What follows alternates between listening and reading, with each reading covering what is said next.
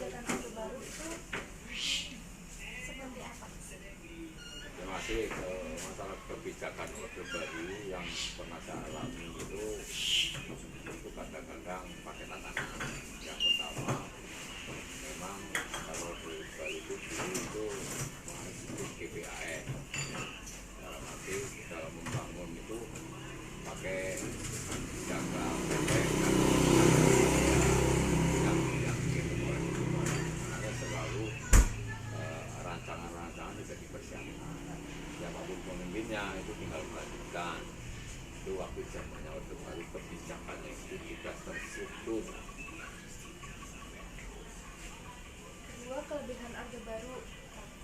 Kelebihan Orde Baru dulu itu kita selaku masyarakat yang kita alami, masyarakat itu merasa tenang di bidang kesejahteraan, kemudian di bidang keamanan, kenyamanan itu tertata oleh pemerintah. Kekurangan Orde Baru itu seperti apa? Kekurangannya Orde Baru itu ya kata orang lain, ya mungkin kata lawan politiknya mungkin, karena Orde Baru itu semua itu terstruktur, yang ngatur itu pemerintah, baik pihak yang lain itu dalam pengaturan ini pakai trap-trap atau pakai struktur-struktur yang intinya masyarakat itu diatur sedemikian rupa oleh pemerintah. Kondisi ekonomi saat Orde Baru itu Kalau ekonomi dulu bangunnya itu modelnya itu proses Hankam, jadi politik ekonomi budaya dan sosial dan keamanan. Makanya yang dikedepankan waktu zamannya Orde Baru itu ekonomi hubungannya dengan kesejahteraan masyarakat. Jadi masyarakat itu dikenyangi, sebenarnya perutnya dikenyangi, jadi untuk berpikir masyarakat kalau sudah kenyang berpikir itu akan lebih normal daripada orang yang lapar.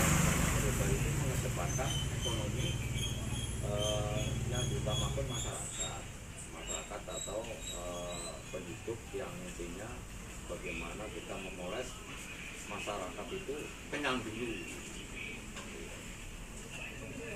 bagaimana Bapak merasakan dampak krisis moneter pada masa Orde Baru? Waktu itu yang saya rasakan waktu krisis moneter yang kita alami waktu itu, yang pertama merasa kekhawatiran, terutama masalah keamanan, dan yang kedua masalah ekonomi kan begitu krisis langsung berubah total. Itu yang saya rasakan.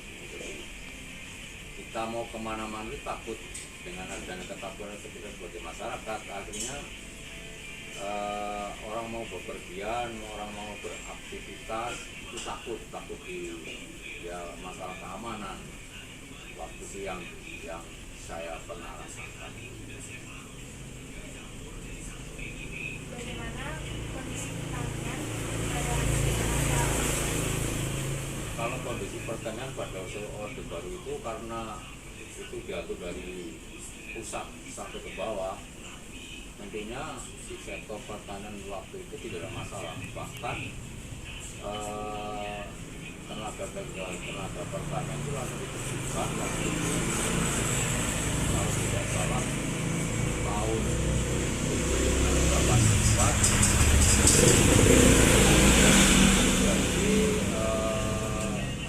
Kelebihan pangan atau swasembada pangan waktu itu, karena polanya itu disatukan dalam satu pintu, program itu didirikan dalam satu pintu, termasuk sarana produksi, kemudian hasil pertanian itu tidak ada misalkan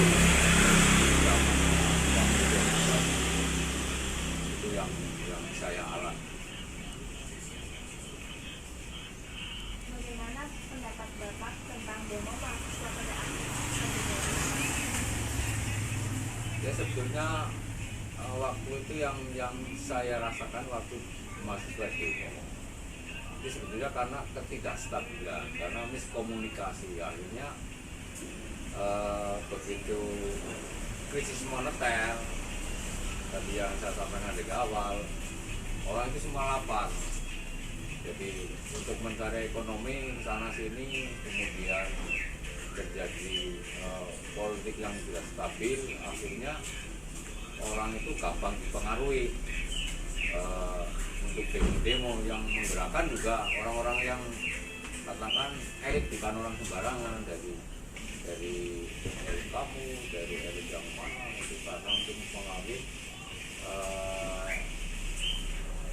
waktu zamannya Orde Baru itu kan, karena mungkin